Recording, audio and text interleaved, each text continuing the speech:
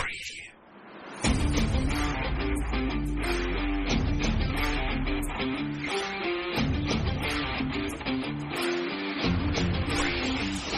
નમસ્તે મિત્રો, ફરીથી એક વખત સ્વાગત છે આપ સૌનું આપણી સૌની યુટ્યુબ ચેનલ હેલો એક્ઝામમાં. આજે આપણે સૌ મળી રહ્યા છીએ સ્પર્ધાત્મક પરીક્ષાઓના એક નવા ટોપિક સાથે. બહુ શોર્ટ એન્ડ સ્વીટ ટોપિક, અને અહીંયા તમે જોઈ શકો છો ભારતીય પદાધિકારીઓ, બંધારણનો એક મહત્ત્વનો ટોપિક. જે પણ પદાધિકારી છે એમની મહત્ત્વની વિગતો સાથે આપણે પહેલાં એમનો પ્રશ્ન લઈશું અને પછી એને એક કોઠા દ્વારા સમજીશું, અને એકદમ આમ એક નજરથી યાદ રહી શકે એ પ્રકારની પીપીટી બનાવી અને આપણી સામે રજૂ કરવાનો પ્રયત્ન કર્યો છે. તો વધારે સમય ન બગાડતા ચાલો શરૂ કરીએ. પણ મિત્રો, આ વિડીયોને આપણા મિત્રો સુધી શેર કરવાનું ભૂલતા નહીં, અને ગમે તો લાઈક કરજો. ચાલો આપણે શરૂ કરીએ. અહીંયા તમારી સામે પ્રથમ પ્રશ્ન છે ભારતીય પદાધિકારીઓને લગતો. નીચે પૈકી કયું વિધાન સાચા છે? આ પ્રશ્ન તમારી સામે આવે એટલે એને વાંચી અને એનો જવાબ આપવાનો પ્રયત્ન તમારે કરવાનો છે. રાષ્ટ્રપતિને શપથ સુપ્રીમ કોર્ટના મુખ્ય ન્યાયાધીશ લેવડાવે છે. ઉપરાષ્ટ્રપતિને અનુચ્છેદ 61 મુજબ મહાભિયોગ દ્વારા દૂર કરી શકાય છે. રાજ્યપાલ બનવા માટેની લાયકાત મુજબ ઉમેદવારે 35 વર્ષ પૂર્ણ કરેલા હોવા જોઈએ. શું સાચું છે એ વિચારી અને તમારે કહેવાનું છે. 1 અને 2, 2 અને 3, 1 અને 3, 1, 2 અને 3. શું સાચું છે? તમે જોઈ શકો છો કે પ્રથમ વિધાન છે રાષ્ટ્રપતિને શપથ સુપ્રીમ કોર્ટના મુખ્ય ન્યાયાધીશ લેવડાવે છે. રાષ્ટ્રપતિને શપથ સુપ્રીમ કોર્ટના મુખ્ય, સાચું છે, રાઈટ. ઉપરાષ્ટ્રપતિને અનુચ્છેદ 61 મુજબ મહાભિયોગ દ્વારા દૂર કરી શકાય છે? ના, એ રાષ્ટ્રપતિ માટેની લાગુ પડતી બાબત છે. ઉપરાષ્ટ્રપતિને અનુચ્છેદ 67 મુજબ દૂર કરી શકાય છે. રાજ્યપાલ બનવા માટે આ પણ સાચું છે. તો અહીંયા વિધાન 1 અને વિધાન 3 આ આપણો જવાબ છે. એના વિશે વિગતે આપણે એક સરસ કોઠો જોઈએ અને એમાં ચર્ચા કરીએ. ભારતીય પદાધિકારીઓ, અહીંયા તમે જોઈ શકો છો આખા વિડીયો દરમિયાન આપણે આવા કોઠો જ જોવાના છે, અને બહુ શોર્ટ એન્ડ સ્વીટ તૈયાર કરેલી માહિતી છે. પદાધિકારી, એનો અનુચ્છેદ, કયા અનુચ્છેદ મુજબ એ પદની જોગવાઈ છે એની વાત કરી છે. એમની લાયકાત, નિમણૂક અને ચૂંટણી બાબત છે. શપથ કોણ લેવડાવે છે એની બાબત છે. કાર્યકાળ એમનો કેટલો હોય છે. રાજીનામું કોને આપે છે, અને દૂર કરવાની પદ્ધતિ શું છે, કઈ રીતે દૂર કરી શકાય છે, આની આપણે ચર્ચા આખા વિડીયો દરમિયાન કરવાની છે. અહીંયા આપણે જોઈએ છીએ કે રાષ્ટ્રપતિ અનુચ્છેદ 52 મુજબ એ પદની જોગવાઈ છે. 35 વર્ષ પૂર્ણ કરેલા હોવા જોઈએ. એ લોકસભાના સભ્ય બનવાની લાયકાત ધરાવતા હોવા જોઈએ, અને સંસદ કે વિધાનમંડળ ગૃહના સભ્ય હોવા જોઈએ નહીં. આટલી બાબત પ્રશ્ન હવે પછી પરીક્ષાઓમાં એવો પણ આવે છે કે રાષ્ટ્રપતિની લાયકાત બાબતે નીચે પૈકી કયું વિધાન સાચું છે કે ખોટું છે? તો આપણે આ લાયકાત ધ્યાનમાં રાખીશું. એમની નિમણૂક અથવા ચૂંટણી કઈ રીતે થાય છે? તો સપ્રમાણ પ્રતિનિધિત્વ અને એકલ સંક્રમણીય મત પદ્ધતિથી એમની ચૂંટણી થાય છે. સંસદના ચૂંટાયેલા સભ્યો રાજ્યો અને કેન્દ્ર શાસિત પ્રદેશની વિધાનસભાના ચૂંટાયેલા સભ્યો દ્વારા એમને ચૂંટવામાં આવે છે. સુપ્રીમ કોર્ટના મુખ્ય ન્યાયાધીશ એમને શપથ લેવડાવે છે. આ બાબત ખાસ યાદ રાખીશું. કાર્યકાળ 5 વર્ષ, અને રાજીનામું કોને આપે છે? એ રાજીનામું ઉપરાષ્ટ્રપતિને આપે છે. પ્રશ્ન અહીંયા પણ ટ્વિસ્ટ કરીને પૂછી શકે કે રાષ્ટ્રપતિ રાજીનામું કોને આપે છે? ઓપ્શનમાં સુપ્રીમ કોર્ટના મુખ્ય ન્યાયાધીશ હશે એ એમને શપથ લેવડાવે છે, જ્યારે રાજીનામું આપશે ઉપરાષ્ટ્રપતિને. અને બીજું છે ઉપરાષ્ટ્રપતિ રાજીનામું કોને આપે છે? રાષ્ટ્રપતિને. બંને એકબીજાને સામસામે આપે છે, એટલે એ યાદ રાખીશું. દૂર કરવાની પદ્ધતિમાં અહીંયા જોઈએ આપણે અનુચ્છેદ 61 મુજબ મહાભિયોગ દ્વારા એમને દૂર કરી શકાય છે. સંસદના કોઈ પણ ગૃહમાં, એ પછી લોકસભા હોય કે રાજ્યસભા હોય, કોઈ પણ ગૃહમાં કુલ સંખ્યાના ચોથા ભાગના સમર્થનથી પ્રસ્તાવ લાવી શકાય છે. કેટલા ભાગના?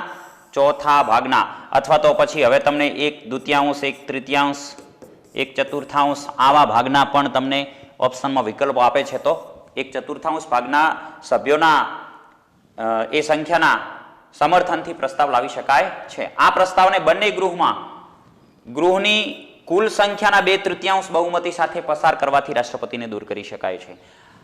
આમનું સમર્થન જોઈએ, ચોથા ભાગના સભ્યો જે હોય એમનું સમર્થન જોઈએ, પણ કેટલા? 2/3 બહુમતી આપણે યાદ રાખીશું. એ બહુમતીથી એ ઠરાવ પસાર થાય તો એ રાષ્ટ્રપતિને દૂર કરી શકાય છે. આ દૂર કરવાની પદ્ધતિની બાબત છે. એવી જ બાબત આપણે ઉપરાષ્ટ્રપતિ માટે જોઈએ.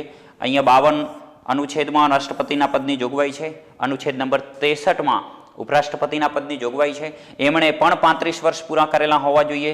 રાજ્યસભાના સભ્ય બનવા જેટલી લાયકાત હોવી જોઈએ. અહીંયા જુઓ, રાષ્ટ્રપતિમાં લોકસભાના સભ્ય બનવા જેટલી લાયકાત બતાવી છે. અહીંયા રાજ્યસભાના લાભનું પદ ધારણ કરેલું હોવું જોઈએ નહીં. અને પ્રમાણસર પ્રતિનિધિત્વ પદ્ધતિ અનુસાર ક્રમિક મત પદ્ધતિથી એમની ચૂંટણી થાય છે અને સંસદના તમામ સભ્યો ભાગ લઈ શકે છે. સંસદ એટલે લોકસભા, રાજ્યસભાના તમામ સભ્યો ભાગ લઈ શકે છે. રાષ્ટ્રપતિમાં આ યાદ રાખીશું, વિધાનસભાના અથવા કેન્દ્ર શાસિત પ્રદેશના ચૂંટાયેલા સભ્યો પણ એમાં ભાગ લઈ શકે છે.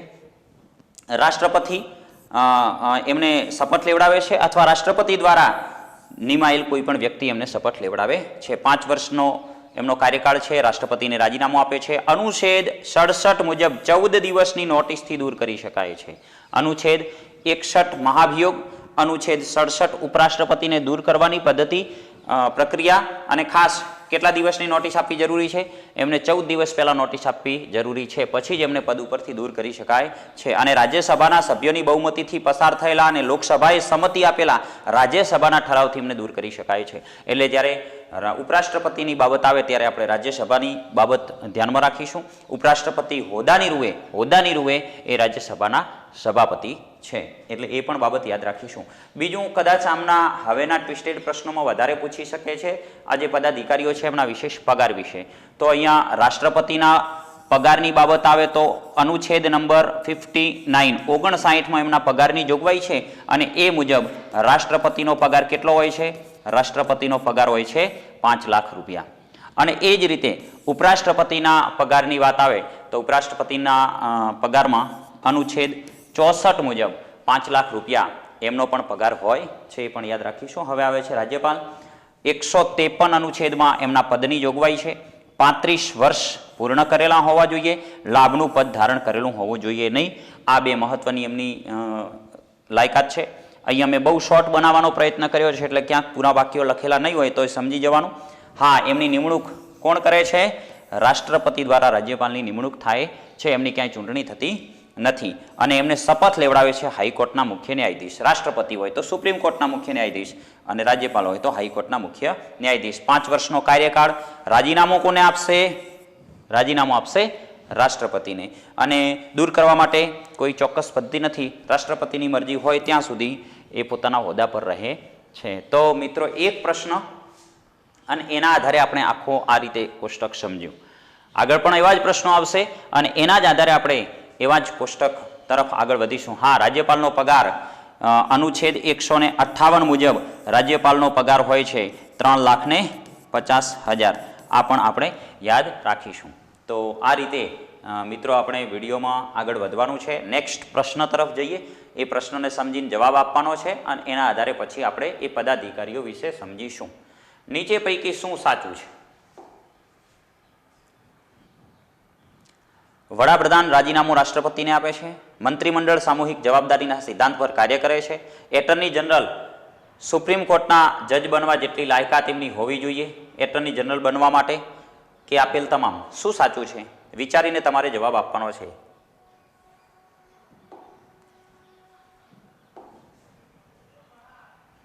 વડાપ્રધાન કોને રાજીનામું આપશે? રાષ્ટ્રપતિને આપશે. આ સાચું છે. એટર્ની જનરલ સુપ્રીમ કોર્ટના જજ બનવા જેટલી લાયકાત ધરાવે છે. આપેલ તમામ. હા, તો શું સાચું છે? આપેલ તમામ બાબતો સાચી છે. નેક્સ્ટ કોષ્ટકમાં આ ત્રણેય પદાધિકારીઓ વિશે થોડી ચર્ચા કરીએ. ચલો, વડાપ્રધાન. અનુચ્છેદ બતાવ્યા છે, કયા પદમાં જોગવાઈ છે એની ચર્ચા કરવાની છે. કયા અનુચ્છેદમાં એમની જોગવાઈ છે? વડાપ્રધાનની જોગવાઈ છે અનુચ્છેદ નંબર 74 અને 75માં 25 વર્ષ પૂર્ણ કરેલા હોવા જોઈએ. સંસદના 2માંથી કોઈ પણ ગૃહના સભ્ય હોવા જોઈએ. પછી એ લોકસભાના હોય તો પણ ચાલે અને રાજ્યસભાના હોય તો પણ ચાલે. રાષ્ટ્રપતિ દ્વારા એમની નિમણૂક કરવામાં આવે છે. શપથ પણ રાષ્ટ્રપતિ લેવડાવે છે. 5 વર્ષનો કાર્યકાળ હોય છે. રાજીનામું રાષ્ટ્રપતિને આપશે. હમણાં આપણે જોયું હતું એ જોડકામાં.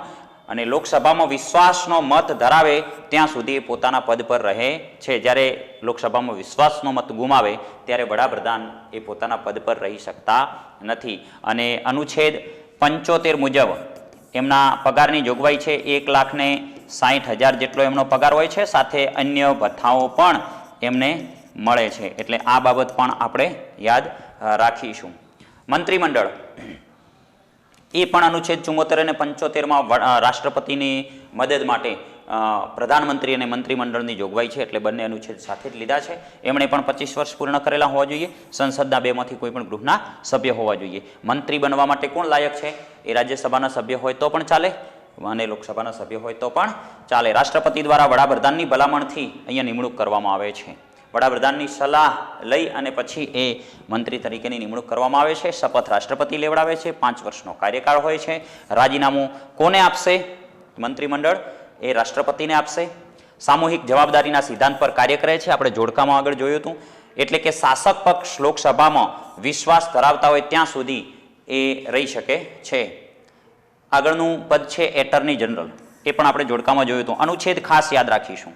અનુચ્છેદ છે 76, 74, 75 વડાપ્રધાન અને મંત્રીમંડળ, અને 76 છે એટર્ની જનરલ. સુપ્રીમ કોર્ટના જજ બનવા જેટલી લાયકાત એમની હોવી જોઈએ. સુપ્રીમ કોર્ટના જજ બનવા માટેની લાયકાત શું હોય છે એ આપણે આગળના પ્રશ્નમાં આગળના કોષ્ટકમાં જોવાના જ છીએ. પણ એ યાદ રાખજો, એટર્ની જનરલની લાયકાત સુપ્રીમ કોર્ટના જજ બનવા જેટલી હોય છે. રાષ્ટ્રપતિ દ્વારા એમની નિમણૂક કરવામાં આવે છે. શપથ એમને લેવાની વાત કોઈ આવતી નથી, અને રાષ્ટ્રપતિની ઈચ્છા હોય ત્યાં સુધી એમના પદ પર રહી શકે છે.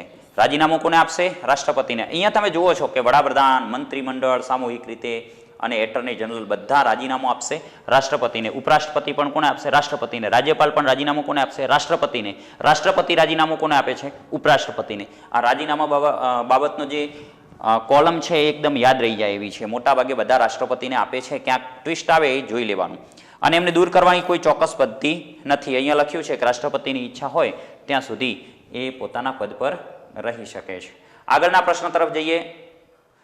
સુપ્રીમ કોર્ટના જજ ન્યાયાધીશ બનવા માટે હાઈકોર્ટમાં ઓછામાં ઓછા 5 વર્ષ માટે જજ રહ્યા હોય, હાઈકોર્ટમાં ઓછામાં ઓછા 10 વર્ષ માટે જજ રહ્યા હોય, ઓછામાં ઓછા 5 વર્ષ માટે એડવોકેટ રહ્યા હોય, 25 વર્ષ પૂર્ણ કરેલા હોવા જોઈએ. જો આ તો સુપ્રીમ કોર્ટના જજને કંઈ એવું લાગુ પડતું જ નથી. કેટલા ઓછામાં ઓછા એની કોઈ વસ્તુ નથી. પણ એમણે હાઈકોર્ટમાં ઓછામાં ઓછા 5 વર્ષ માટે, ઓછામાં ઓછા કેટલા 5 વર્ષ માટે જજ રહ્યા હોય તો એ ન્યાયાધીશ બની શકે છે. સુપ્રીમ કોર્ટના મુખ્ય ન્યાયાધીશ બની શકે છે. એટલે આ યાદ રાખીશું. હાઈકોર્ટમાં ઓછામાં ઓછા 5 વર્ષ માટે જજ એટલે કે ન્યાયાધીશ રહ્યા હોય. યાદ રાખજો, અહીંયા એડવોકેટ રહ્યા હોય એની વાત નથી. ઓછામાં ઓછા 10 વર્ષ માટે એડવોકેટ રહ્યા હોય તો પણ સાચું, પણ અહીંયા 10 વર્ષ માટે જજ આપ્યો એટલે આપણો વિકલ્પ નંબર એ સાચો આવશે. આ પ્રશ્ન પરથી આપણે કોઠા ઉપર જઈએ. હાઈકોર્ટ અને સુપ્રીમ કોર્ટના જે ન્યાયાધીશો છે એમની આપણે થોડી ચર્ચા અહીંયા કરવાના છીએ. જો અહીંયા સુપ્રીમ કોર્ટના જજ ન્યાયાધીશ,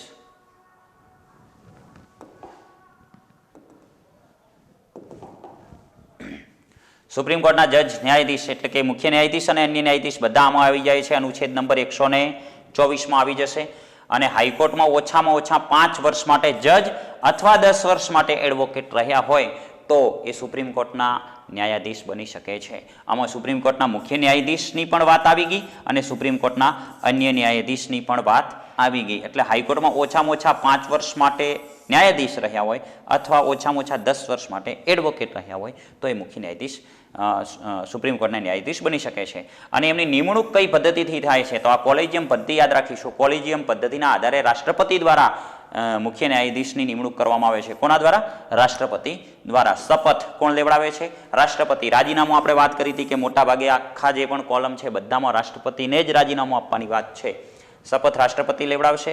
અને કાર્યકાળનો કોઈ ચોક્કસ ઉલ્લેખ નથી, પરંતુ 65 વર્ષની ઉંમર થાય, 65 વર્ષની ઉંમર થાય ત્યાં સુધી એ વ્યક્તિ સુપ્રીમ કોર્ટના ન્યાયાધીશ તરીકે કામ કરી શકે છે. અને અનુચ્છેદ 124(4) મુજબ સંસદના બંને ગૃહના ઠરાવ દ્વારા, માત્ર એક નહીં, લોકસભા અને રાજ્યસભા બંને ગૃહના ઠરાવ દ્વારા લોકસભામાં ઠરાવ લાવવા ઓછામાં ઓછા 100 અને રાજ્યસભામાં ઠરાવ લાવવા ઓછામાં ઓછા 50 સભ્યોનું સમર્થન જરૂરી છે. પહેલામાં આપણે જોયું હતું કે 1/4 સભ્યોનું સમર્થન જરૂરી છે રાષ્ટ્રપતિને દૂર કરવા માટે.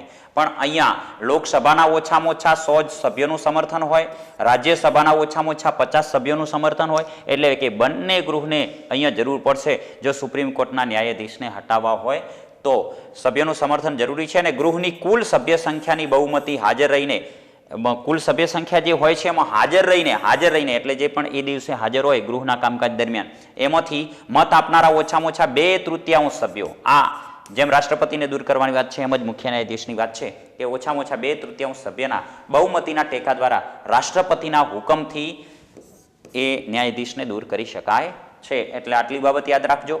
સુપ્રીમ કોર્ટના મુખ્ય ન્યાયાધીશનો પગારની વાત આવે તો અનુચ્છેદ 125 યાદ રાખીશું. અનુચ્છેદ 125 મુજબ સુપ્રીમ કોર્ટના ન્યાયાધીશનો પગાર છે 2,80,000.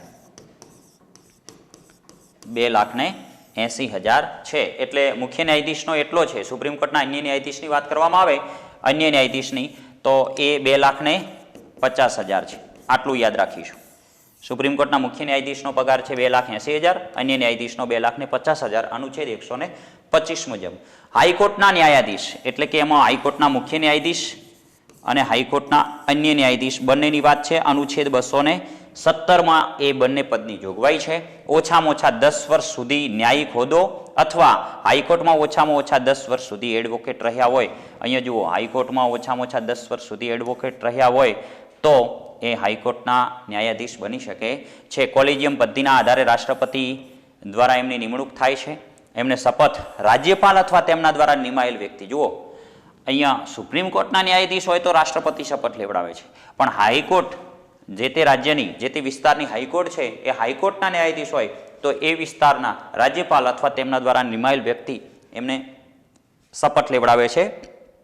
એમના કાર્યકાળનો કોઈ ચોક્કસ ઉલ્લેખ નથી, પણ અહીંયા જેમ આપણે 65 વર્ષ યાદ રાખ્યા હતા એમ હાઈકોર્ટના ન્યાયાધીશની કાર્યકાળની વાત આવે તો 62 વર્ષની ઉંમર સુધી એ પોતાના હોદ્દા પર કામ કરી શકે છે. હાઈકોર્ટના મુખ્ય ન્યાયાધીશ અથવા તો અન્ય ન્યાયાધીશને હટાવવા માટે અનુચ્છેદ 217(1) જુઓ 217માં પદની જોગવાઈ છે. 217(1) ખ મુજબ 217(1) ખ મુજબ રાષ્ટ્રપતિ દ્વારા સુપ્રીમ કોર્ટના જજને દૂર કરવાની પદ્ધતિ અનુસાર આ પદ્ધતિ અનુસાર જ એમને દૂર કરી શકાય છે. આ બાબત પણ આપણે યાદ રાખીશું. અને અહીંયા 221 અનુચ્છેદ 221 મુજબ હાઈકોર્ટના મુખ્ય ન્યાયાધીશનો પગાર હોય છે 2,50,000. જે અહીંયા પૂરું કર્યું તો એ અહીંયા શરૂ કરવાનું. સુપ્રીમ કોર્ટના મુખ્ય ન્યાયાધીશનો પગાર 2,80,000. અનુચ્છેદ કયો? 125. સુપ્રીમ કોર્ટના અન્ય ન્યાયાધીશનો પગાર 2,50,000. એ જ રીતે હાઈકોર્ટના મુખ્ય ન્યાયાધીશનો પગાર 2,50,000 અને અન્ય ન્યાયાધીશનો પગાર છે 2,25,000. અનુચ્છેદ એનો એ જ આવશે 221. તો આ મુજબ આપણે યાદ રાખીશું. અહીંયા તમારી સામે સુપ્રીમ કોર્ટના મુખ્ય ન્યાયાધીશ, અન્ય ન્યાયાધીશ, હાઈકોર્ટના મુખ્ય ન્યાયાધીશ, અન્ય ન્યાયાધીશ એની જે પણ બાબત છે એ કોઠા દ્વારા દર્શાવવાનો પ્રયત્ન કર્યો છે. આગળના પ્રશ્ન તરફ જઈએ. લોકસભાના અધ્યક્ષ અથવા ઉપાધ્યક્ષ અંગે કયું વિધાન સાચું છે? લોકસભાના અધ્યક્ષ અને ઉપાધ્યક્ષ અંગે એ બાબતમાં કયું વિધાન સાચું છે? લોકસભાના અધ્યક્ષ પોતાનું રાજીનામું ઉપાધ્યક્ષને આપે છે. લોકસભાના અધ્યક્ષને શપથ રાજ્યપાલ લેવડાવે છે. લોકસભાના ઉપાધ્યક્ષ લોકસભાના સભ્ય હોવા જરૂરી નથી. આપેલ તમામ લોકસભાના અધ્યક્ષ પોતાનું રાજીનામું કોને આપે છે? ઉપાધ્યક્ષને આપે છે. આ વિધાન સાચું પહેલી નજરે દેખાય જ છે. અહીંયા તો રાજ્યપાલ આવતા જ નથી, કારણ કે લોકસભાના અધ્યક્ષને રાજીનામું લેવાનું જ હોતું નથી. લોકસભાના ઉપાધ્યક્ષ છે લોકસભાના સભ્ય હોવા જરૂરી નથી એવું આપ્યું છે.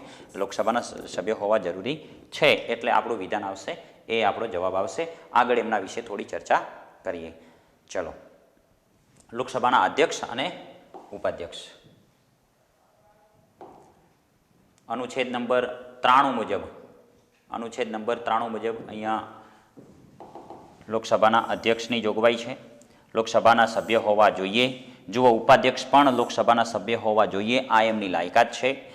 લોકસભાના અધ્યક્ષને લોકસભા દ્વારા એક સભ્યની પસંદગી કરી અને બનાવવામાં આવે છે, એમની પસંદગી કરવામાં આવે છે અથવા નિમણૂક કરવામાં આવે છે. એમને શપથ લેવાના હોતા નથી. એમને પણ ઉપાધ્યક્ષને પણ શપથ લેવાના હોતા નથી. એ લોકસભાના સભ્ય તરીકે, એ લોકસભાના પોતાના એક સંસદ સભ્ય તરીકે શપથ લે છે. બાકી એમને લોકસભાના અધ્યક્ષ તરીકે અલગથી કોઈ શપથ લેવાના હોતા નથી. નવી લોકસભાની પ્રથમ બેઠક સુધી એમનો કાર્યકાળ છે. યાદ રાખીશું, લોકસભાના અધ્યક્ષનો કાર્યકાળ ક્યાં સુધી છે? જ્યાં સુધી નવી લોકસભા ચાલુ ન થાય ત્યાં સુધી, મતલબ કે નવી લોકસભા બને અને એની પ્રથમ બેઠક હોય ત્યાં સુધી લોકસભાના અધ્યક્ષ પોતાના પદ પર રહે છે. એ રાજીનામું કોને આપશે? ઉપાધ્યક્ષને. જેમ રાષ્ટ્રપતિ ઉપરાષ્ટ્રપતિને રાજીનામું આપશે એમ લોકસભાના અધ્યક્ષ રાજીનામું આપશે ઉપાધ્યક્ષને. અને અનુચ્છેદ નંબર 94 આ કયો છે? 93માં પદની જોગવાઈ છે ને 94માં દૂર કરવાની વાત કરી છે. અનુચ્છેદ નંબર 94 મુજબ લોકસભાના તે વખતના તમામ સભ્યોની બહુમતીથી પસાર કરેલા ઠરાવથી એમને દૂર કરી શકાય છે. અને આ ઠરાવ રજૂ કરતા પહેલા 14 દિવસની નોટિસ આપવી પડે છે. જેમ ઉપરાષ્ટ્રપતિને દૂર કરવા માટે 14 દિવસની નોટિસ આપવી પડે છે, એમ લોકસભાના અધ્યક્ષને દૂર કરવા માટે પણ અને તમામ સભ્યો જે છે એમની બહુમતી જરૂરી છે ઠરાવમાં. લોકસભાના ઉપાધ્યક્ષ અનુચ્છેદ નંબર 93માં લોકસભાના અધ્યક્ષ અને ઉપાધ્યક્ષ એમ બંનેની જોગવાઈ છે. યાદ રાખીશું, લોકસભાના અધ્યક્ષને પગારની વાત કરવામાં આવે તો 97 મુજબ અનુચ્છેદ 97 મુજબ એમનો પગાર છે 4 લાખ રૂપિયા. આ પણ યાદ રાખીશું. અને લોકસભાના ઉપાધ્યક્ષની પસંદગી લોકસભા દ્વારા એક સભ્યની પસંદગી કરવામાં આવે છે. બંને માટે સેમ છે. આ પણ બંને માટે સેમ છે. શપથ લેવાના હોતા નથી, એ પણ સેમ છે. નવી લોકસભાની પ્રથમ બેઠક સુધી એ રાજીનામું આપશે અધ્યક્ષને. માત્ર આટલું બદલે છે, એ યાદ રાખીશું. બાકીનું બધું અહીંયા પણ દૂર કરવાની પદ્ધતિ પણ અનુચ્છેદ 94 મુજબ સેમ છે. એટલે લોકસભાના અધ્યક્ષ અને ઉપાધ્યક્ષ માટે બધી વસ્તુ સેમ છે. યાદ રાખીશું, લોકસભાના અધ્યક્ષ પોતાની રાજીનામું ઉપાધ્યક્ષને આપશે અને ઉપાધ્યક્ષ રાજીનામું અધ્યક્ષને આપશે. આટલી બાબત યાદ રાખીએ. આગળના પ્રશ્ન તરફ જઈએ. કઈ જોડ સાચી નથી? રાજ્યસભાના સભાપતિ અનુચ્છેદ 89 અનુચ્છેદ આપ્યા છે અહીંયા. રાજ્યસભાના સભાપતિ અનુચ્છેદ 91, વિધાનસભાના અધ્યક્ષ અનુચ્છેદ 178 અને મુખ્યમંત્રી અનુચ્છેદ 163. કયા અનુચ્છેદમાં કયા પદની જોગવાઈ છે એની ચર્ચા કરી છે. અહીંયા આપણી નજર સામે દેખાય કે રાજ્યસભાના સભાપતિ અને ઉપસભાપતિ, તો એ બંને પદની જોગવાઈ અનુચ્છેદ 89માં જ છે. રાજ્યસભાના સભાપતિ અને ઉપસભાપતિ ભેગું જ આપેલું છે. તો અહીંયા જે આ જોડ છે એ ખોટી છે. એટલે આપણો જવાબ આવશે કઈ સાચી નથી? આ બી છે એ સાચી નથી. બાકીના સાચા છે. આગળની સ્ક્રીનમાં એમના વિશે ચર્ચા કરીએ. આ 4 પદની આપણે અહીંયા વાત કરવાના છીએ. વિધાનસભાના અધ્યક્ષ અને ઉપાધ્યક્ષ અનુચ્છેદ નંબર 178 એ વિધાનસભાના સભ્ય હોવા જોઈએ. જેમ લોકસભાના અધ્યક્ષ અને ઉપાધ્યક્ષ એ લોકસભાના સભ્ય હોવા જોઈએ, એમ વિધાનસભાના અધ્યક્ષ અને ઉપાધ્યક્ષ વિધાનસભાના સભ્ય હોવા જોઈએ. વિધાનસભા દ્વારા એક સભ્યની પસંદગી કરવામાં આવે છે. એમને પણ શપથ લેવાના હોતા નથી. ક્યાં સુધી કાર્યકાળ? નવી વિધાનસભાની પ્રથમ બેઠક સુધી.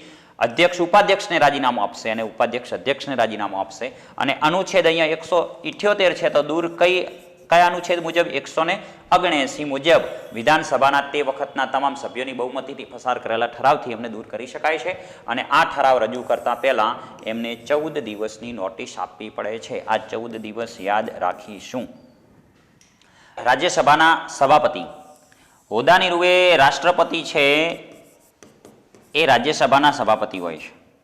અને એ અનુચ્છેદ નંબર 89 મુજબ રાજ્યસભાના સભાપતિના પદની જોગવાઈ છે. રાષ્ટ્રપતિ નહીં, ઉપરાષ્ટ્રપતિ એ હોદ્દાની રૂએ રાજ્યસભાના સભાપતિ હોય છે. ઉપરાષ્ટ્રપતિ તરીકે હોદ્દા પર હોય ત્યાં સુધી રાજ્યસભાના સભાપતિ તરીકે કામ કરે છે. એમને કોઈ શપથ લેવાના હોતા નથી. રાજ્યસભાના સભાપતિ તરીકે અલગથી કોઈ રાજીનામું પણ આપતા નથી. એ ઉપરાષ્ટ્રપતિ તરીકે જ્યારે રાષ્ટ્રપતિને રાજીનામું આપે ત્યારે આપોઆપ આ પદ પરથી એ દૂર થઈ જાય છે. અને રાજ્યસભાના સભાપતિ તરીકે અલગથી દૂર કરવામાં એમને આવતા નથી. એ ઉપરાષ્ટ્રપતિ તરીકે હોય ત્યાં સુધી એ હોદ્દાની રૂએ રાજ્યસભાના સભાપતિ છે જ.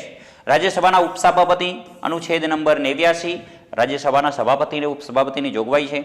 રાજ્યસભાના સભ્ય હોવા જોઈએ. આ બાબત ખાસ યાદ રાખીશું. અને રાજ્યસભા દ્વારા એક સભ્યની પસંદગી એ ઉપસભાપતિ તરીકે કરવામાં આવે છે. જેવી રીતે વિધાનસભાના અધ્યક્ષ અથવા તો લોકસભાના અધ્યક્ષ અને ઉપાધ્યક્ષની પસંદગી કરવામાં આવે છે અને એ લોકસભાના સભ્ય હોવા જરૂરી છે. એમ રાજ્યસભામાંથી જ એક સભ્યની પસંદગી ઉપસભાપતિ કરવામાં આવે છે તરીકે કરવામાં આવે છે અને એ રાજ્યસભા દ્વારા એ રાજ્યસભાના સભ્ય હોવા જોઈએ. રાજ્યસભામાં સભ્ય હોય ત્યાં સુધી એ ઉપસભાપતિ તરીકે રહી શકે છે. સભાપતિને રાજીનામું આપશે. એમને જો ઉપસભાપતિ તરીકે રાજીનામું આપવું હોય તો એ કોને આપશે? રાજ્યસભાના સભાપતિને. અને અનુચ્છેદ 89માં જોગવાઈ છે. તો અનુચ્છેદ 90 મુજબ રાજ્યસભાના તે વખતના તમામ સભ્યોની બહુમતીથી પસાર કરેલા ઠરાવથી એમને દૂર કરી શકાય છે. જુઓ, દૂર કરવાનો અનુચ્છેદ છે એના પછી તરત જ આવે છે અને ખાસ યાદ રાખજો કે એમને પણ દૂર કરવા માટે 14 દિવસની નોટિસ આપવી જરૂરી છે. મુખ્યમંત્રી અને મંત્રીમંડળ અનુચ્છેદ 163 અને 64 25 વર્ષ પૂર્ણ કરેલા હોવા જોઈએ. એ વિધાન મંડળના કોઈ મંડળના સભ્યો હોવા જોઈએ, પછી વિધાન પરિષદ હોય કે વિધાનસભા હોય. ગુજરાત છે તો ગુજરાતમાં માત્ર વિધાનસભા છે, તો એ મુખ્યમંત્રી કે મંત્રીમંડળમાં જવા માટે વિધાનસભાના સભ્ય હોવા જરૂરી છે. વિધાનમંડળ એટલે ત્યાં બંને આવશે, વિધાનસભા અને વિધાન પરિષદ. રાજ્યપાલ દ્વારા એમની નિમણૂક કરવામાં આવે છે. શપથ કોણ લેવડાવશે? રાજીનામું પણ રાજ્યપાલને આવશે. શપથ કોણ લેવડાવશે? રાજ્યપાલ અથવા તેમના દ્વારા નિયુક્ત વ્યક્તિ. અને સામાન્ય રીતે 5 વર્ષનો એમનો કાર્યકાળ હોય છે. વિધાનસભામાં વિશ્વાસ મત હોય ત્યાં સુધી વિશ્વાસ મત ગુમાવી દેતા સમગ્ર મંત્રીમંડળને રાજીનામું આપવું પડે છે. જેમ પ્રધાનમંત્રી અને મંત્રીમંડળ એટલે કે વડાપ્રધાન અને મંત્રીમંડળની વાત કરી કે જ્યાં સુધી એ લોકસભામાં વિશ્વાસ મત ધરાવે છે ત્યાં સુધી એ પોતાના હોદ્દા પર છે અને વિશ્વાસ મત ગુમાવે એટલે સમગ્ર મંત્રીમંડળને રાજીનામું આપવું પડે છે. તો આ બાબતો મહત્વની છે. આગળના પ્રશ્ન તરફ જઈએ. CAG controller and auditor general તથા ચૂંટણી પંચના મુખ્ય અને અન્ય કમિશનરના કાર્યકાળ અંગે કઈ બાબત સાચી છે? એટલે અહીંયા શું કહેવા માંગે છે કે કેગ અને ચૂંટણી પંચના કમિશનર છે એમનો કાર્યકાળ કેટલો છે એ ભેગું પૂછવા માંગે છે. કેગનો જેટલો છે એટલો જ ચૂંટણી પંચના કમિશનરોનો છે, એ મુખ્ય હોય કે અન્ય કમિશનર હોય. કેટલો છે? 6 વર્ષ અથવા 65 વર્ષની ઉંમર, 5 વર્ષ અથવા 60 વર્ષની ઉંમર, 5 વર્ષ અથવા 58 વર્ષની ઉંમર, 6 વર્ષ અથવા 62 વર્ષની ઉંમર. તો કેટલો છે કાર્યકાળ?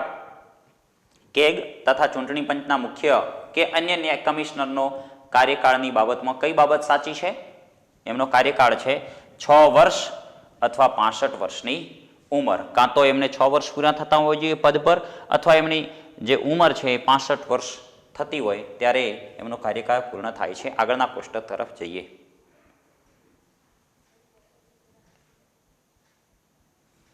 જો અહીંયા સારી રીતે બધી વિગતો સમજાવી છે. કેગ એટલે કંટ્રોલર એન્ડ ઓડિટર જનરલ. અનુચ્છેદ 148 મુજબ એમના પદની જોગવાઈ છે. બંધારણમાં કોઈ એમની લાયકાતનો ઉલ્લેખ છે નહીં. તો એમની લાયકાત શું છે કે રાષ્ટ્રપતિ દ્વારા એમની નિમણૂક કરવામાં આવે છે. એ શપથ પણ રાષ્ટ્રપતિ લેવડાવશે અને રાજીનામું પણ રાષ્ટ્રપતિને આપશે. 6 વર્ષ અથવા 65 વર્ષની ઉંમર જે વહેલું હોય એમાંથી જે થાય એ એમનો કાર્યકાળ છે. અને સુપ્રીમ કોર્ટના જજને જે રીતે અને જે કારણે દૂર કરી શકાય એ રીતે અને એ જ કારણે કેગને પણ દૂર કરી શકાય છે. ચૂંટણી પંચના મુખ્ય કમિશનર અનુચ્છેદ નંબર 325 બંધારણમાં એમના લાયકાતનો કોઈ ઉલ્લેખ નથી. તો કોણ એમની નિમણૂક કરશે? રાષ્ટ્રપતિ. રાજીનામું કોને આપશે? રાષ્ટ્રપતિને. કાર્યકાળની તો આપણે આ ત્રણેયની એક સાથે આપણે વાત કરી કે 6 વર્ષ અથવા 65 વર્ષની ઉંમર એ આગળના પ્રશ્નમાં આપણે ચર્ચા કરી. અને અહીંયા પણ સુપ્રીમ કોર્ટના જજને જે રીતે જે કારણે દૂર કરી શકાય એ જ રીતે અને એ જ કારણે ચૂંટણી પંચના મુખ્ય કમિશનરને પણ દૂર કરવાની જોગવાઈ છે. અન્ય ચૂંટણી કમિશનરનો અનુચ્છેદ અલગ છે 324. બંધારણમાં એમના લાયકાતનો કોઈ ઉલ્લેખ નથી, પણ રાષ્ટ્રપતિ દ્વારા નિમણૂક થાય છે. રાષ્ટ્રપતિને રાજીનામું આપશે અને રાષ્ટ્રપતિ અથવા તેમના દ્વારા નિમાયેલ વ્યક્તિ એમને શપથ લેવડાવે છે. મુખ્ય ચૂંટણી કમિશનરની ભલામણથી રાષ્ટ્રપતિ એમને દૂર કરી શકે છે. આ યાદ રાખજો. ચૂંટણી પંચના અન્ય કમિશનરને દૂર કરવા હોય તો ચૂંટણી પંચના મુખ્ય કમિશનર છે એમની ભલામણથી રાષ્ટ્રપતિ દૂર કરી શકે છે. અને રાજ્યના મુખ્ય ચૂંટણી કમિશનર અને અન્ય ચૂંટણી કમિશનરની વાત આવે તો 243 કે અને 243 ZA આ બંને અનુચ્છેદમાં એ કમિશનરોની જોગવાઈ છે. 243 કેમાં મુખ્ય ચૂંટણી કમિશનર અને 243 ZAમાં એ કમિશનરને મદદ કરવા માટે અન્ય કમિશનરની જોગવાઈ છે. એમની લાયકાતનો બંધારણમાં કોઈ ઉલ્લેખ નથી. રાજ્યપાલ દ્વારા તેમની નિમણૂક કરવામાં આવે છે. નિમણૂક રાજ્યપાલ કરે છે તો એ રાજીનામું પણ રાજ્યપાલને આપશે અને કાર્યકાળ તો વિધાનસભાએ મંજૂર કરેલ જોગવાઈને આધારે રાજ્યપાલ એને નિર્ધારિત કરે છે. આ બાબત યાદ રાખીશું. હાઈકોર્ટના જજને જે રીતે જે કારણે દૂર કરી શકાય એ રીતે રાજ્યના મુખ્ય ચૂંટણી કમિશનરને દૂર કરી શકાય છે. અને રાજ્યના અન્ય ચૂંટણી પંચના અન્ય કમિશનરને દૂર કરવા હોય તો મુખ્ય ચૂંટણી પંચની ભલામણથી રાજ્યપાલે એમને દૂર કરી શકે છે. આટલી બાબત યાદ રાખીશું. ચલો આગળનો પ્રશ્ન. ભારતીય યુપીએસસી અને જીપીએસસી સંઘ જાહેર સેવા આયોગ અને જીપીએસસી એટલે ગુજરાત જાહેર સેવા આયોગની વાત છે, ગુજરાત પબ્લિક સર્વિસ કમિશન. પણ અહીંયા આપણે ખરેખર તો એસપીએસ કરી દઈએ એટલે સ્ટેટ પબ્લિક સર્વિસ કમિશન ના અધ્યક્ષને પદ પરથી હટાવવાની બાબતમાં કયું વિધાન યોગ્ય છે? સુપ્રીમ કોર્ટની ભલામણથી રાષ્ટ્રપતિ દ્વારા હટાવી શકાય, લોકસભામાં બહુમતીથી પદ પરથી દૂર કરી શકાય, હાઈકોર્ટની ભલામણના આધારે રાષ્ટ્રપતિ દ્વારા હટાવી શકાય કે આપેલ પૈકી એક પણ નહીં. કેટલો સરસ પ્રશ્ન છે. ચલો શું સાચું છે?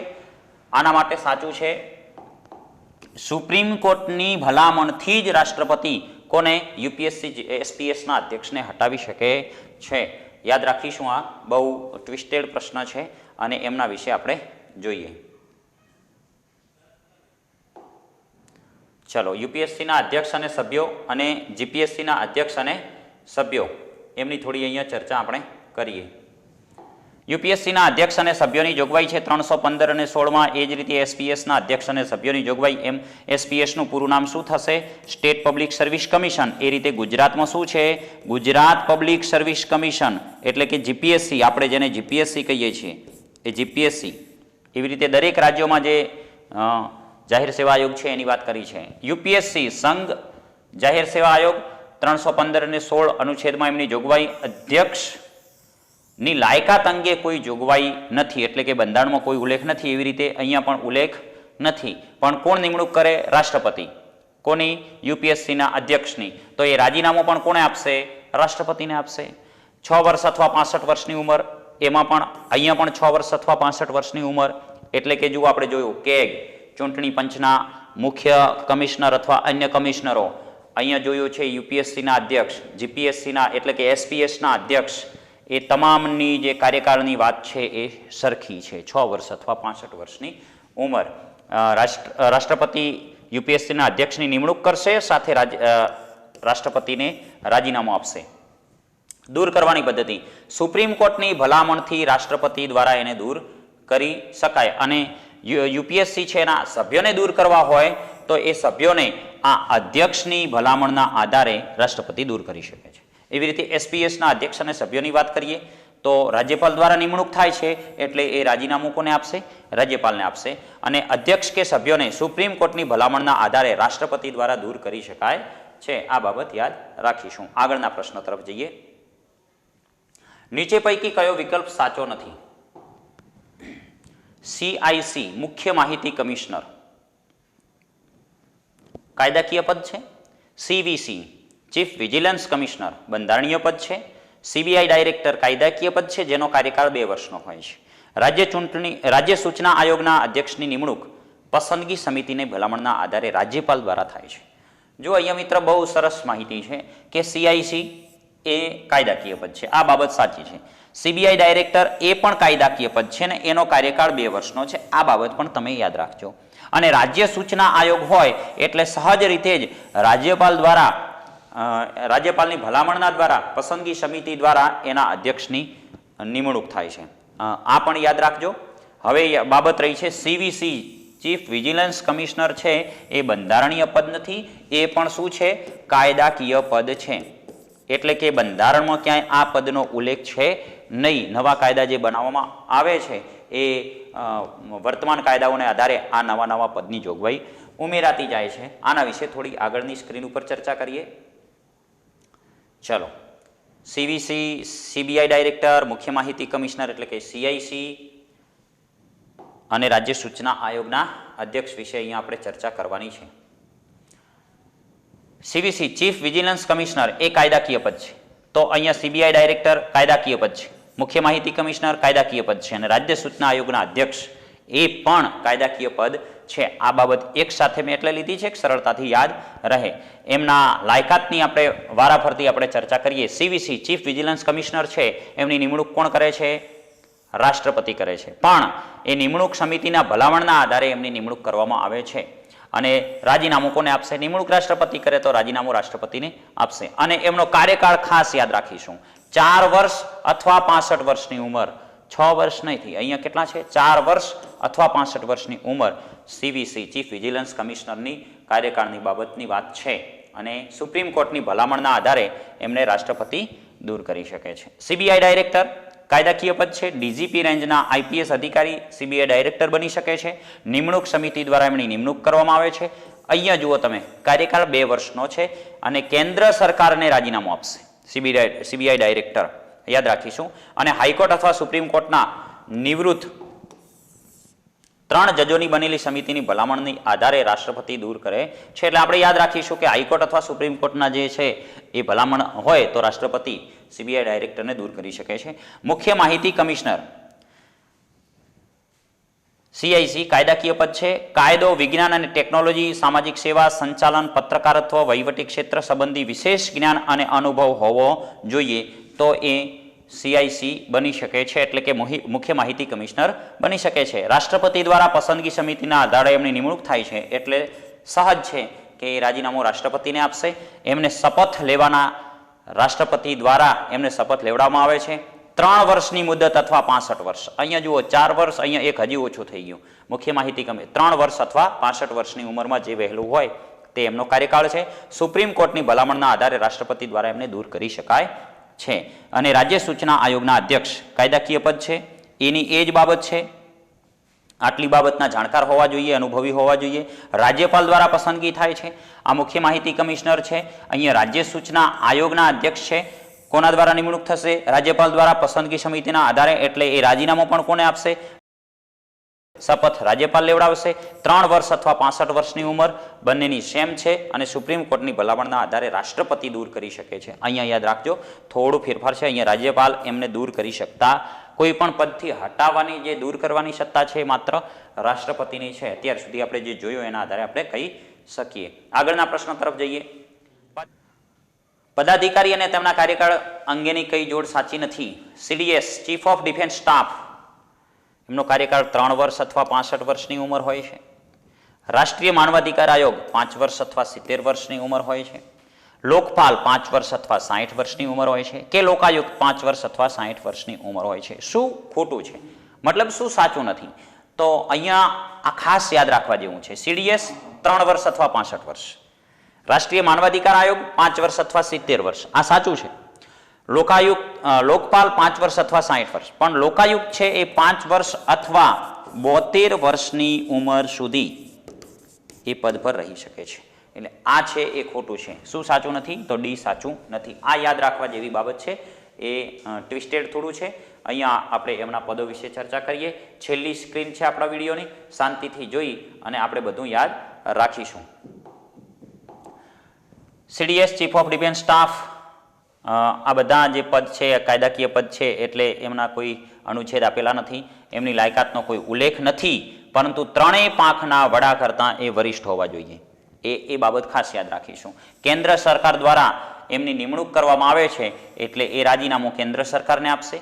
3 વર્ષ અથવા 65 વર્ષની ઉંમર સુધી એમનો કાર્યકાળ હોય છે. દૂર કરવાની એમની કોઈ બાબત છે નહીં. રાષ્ટ્રીય માનવાધિકાર આયોગ, જે તે વ્યક્તિ સુપ્રીમ કોર્ટના નિવૃત્ત જજ હોવા જોઈએ, આ એમનો લાયકાતની બાબત છે. અને રાષ્ટ્રપતિ દ્વારા પસંદગી સમિતિના આધારે એમની નિમણૂક થાય છે એટલે સહજ છે કે એ રાજીનામું રાષ્ટ્રપતિને આપશે અને 5 વર્ષ અથવા 70 વર્ષની ઉંમર સુધી એ કાર્યકાળ છે એમનો.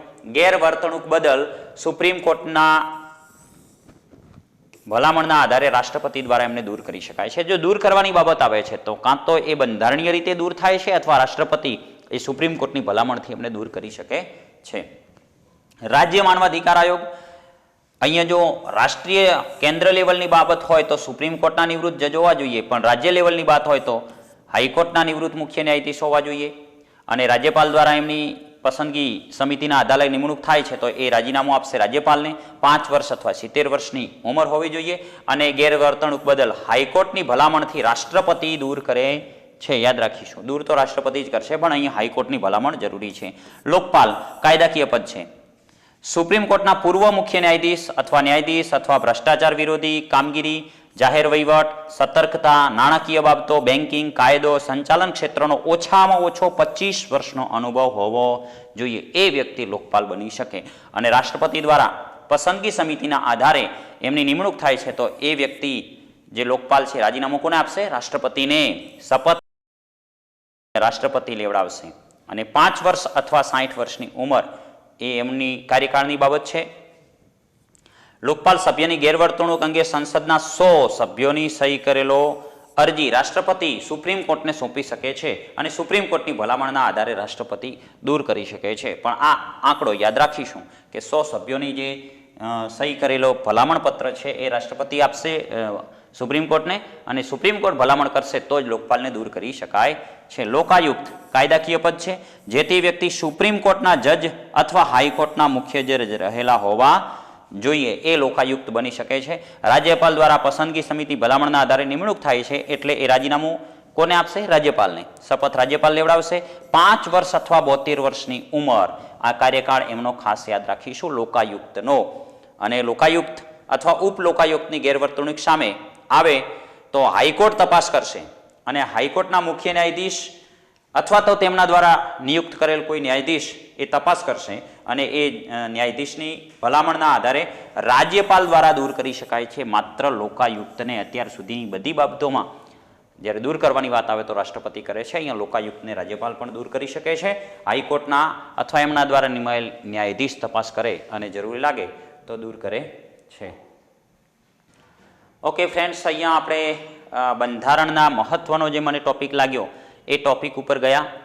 એ ટોપિક વિશે ચર્ચા કરી, એનું એક કોષ્ટક બનાવ્યું. તો વિડીયો ગમે તો લાઈક કરજો, આપના મિત્રો સુધી શેર કરજો અને ચેનલને સબસ્ક્રાઈબ કરજો. આભાર.